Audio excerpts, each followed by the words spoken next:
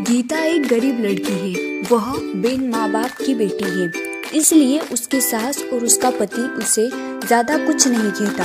गीता के घर में गीता की ही चलती थी। वो जो कहती थी उसकी सास और उसका पति बिना कुछ कहे मान लेता था, क्योंकि वह एक बिन माँ बाप की बेटी थी और उसने शादी से पहले बहुत दुख दर्द सहा था। गीता घर का कोई काम नहीं करती थी।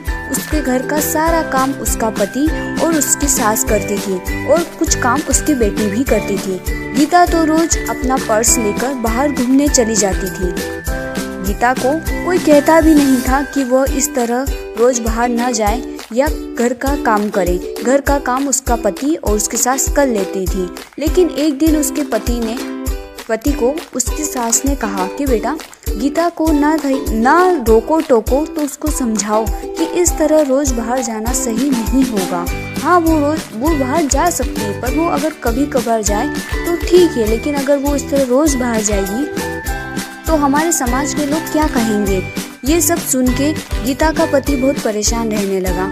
उसे समझ ही नहीं आता था कि वो करे तो क्या करे। अगर वो गीता को कुछ कहता था तो गीता नाराज हो जाती।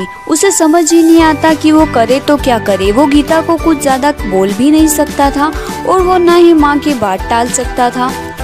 इसी तरह गीता रोज अपने ससुराल वालों को कुछ न कुछ कहती रहती। घर में कुछ भी करना हो गीता की ही चलती थी। वो अपने पति और अपनी सासू को बहुत बातें सुनाती थी। अगर उनसे कोई काम ठीक से नहीं होता तो भी वे उन्हें डांट लगाती थी। फिर भी उसका पति और उसकी सास चुपचाप उसकी सारी बातें सुनते रहते थे, ये सोचकर कि कभी न कभी गीता को एहसास होगा कि वो जो व्यवहार करती है वो सही नहीं है। हम उसे लाड़ प्यार करते हैं, इसका मतलब ये नहीं कि वो हवा में उड़ने लगे। पर यह बात कभी उसके ससुर ने और उसके पति ने उसके मुंह पर नहीं कही। उन्हें सिर्फ इसी बात का विश्वास था कि कभी न कभी उसे इस चीज का एहसास होगा। एक दिन ऐसे ही गीता अपनी सहेली रश्मि से मिलने जाती है। वो दोनों काफी दिनों के बाद मिलती है। रश्मि उसको सारी बातें बताती है कि कैसे उसकी सासू उस पर अत्याचार करती है और उसका पति भी उसकी सास की मदद करता है, उसे कुछ नहीं कहता।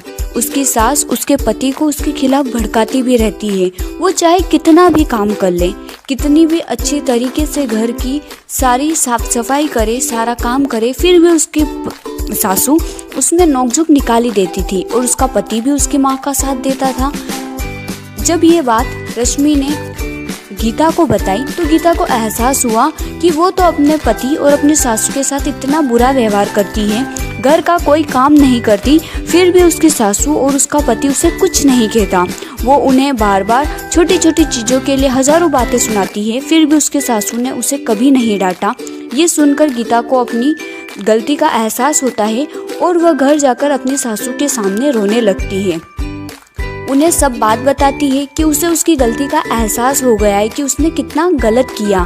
तब उसकी सास उसे कहती है कि बेटा रो मत, हमें विश्वास था कि तुम्हें एक न एक दिन अपनी गलती का एहसास होगा और तुमने गलती चाहे कैसी भी की हो, लेकिन तुम्हें अपनी गलती का एहसास हो गया, बस यही बड़ी बात है। अब हम सब साथ मिलकर हंसी खुशी रहेंगे। तुम बिल्कुल शौक मत मनाओ, क्योंकि हमें पूरा भरोसा था कि तुम एक अच्छी लड़की हो और तुम्हें एक न एक दिन अपनी गलती का एहसास जरूर होगा। इसके बाद गीता और उसका परिवार साथ मिलकर हंसी खुशी रहने लगा। वो सब मिलकर सारा काम करते और हंसी खुशी जीवन यापन करते। अगर आपको स्टोरी अच्छी लगी हो तो वीडियो को लाइक और चैनल को सब्सक्राइब जरूर करें। इसी तरह के ग्रीन इफेक्ट वाले वीडियो के लिए यह स्टोरी कार्टून वीडियो आप अपने वीडियो पर यूज़ कर सकते हैं। इसमें कोई कॉपीराइट नहीं आएगा। हाँ, मेरी जो इसमें आवाज़ है, मेरा जो साउंड है, मेरा जो म्यूज़िक है, उसको आप हटा दीजिएगा, या तो अपना रिकॉर्ड करके उसमें डाल दीजिएगा या फिर कोई म्यूज़िक ऐड कर दीजिएगा, तो उसमें कॉपीराइट नहीं आएगा। आप सभी का दिल से धन्यवाद।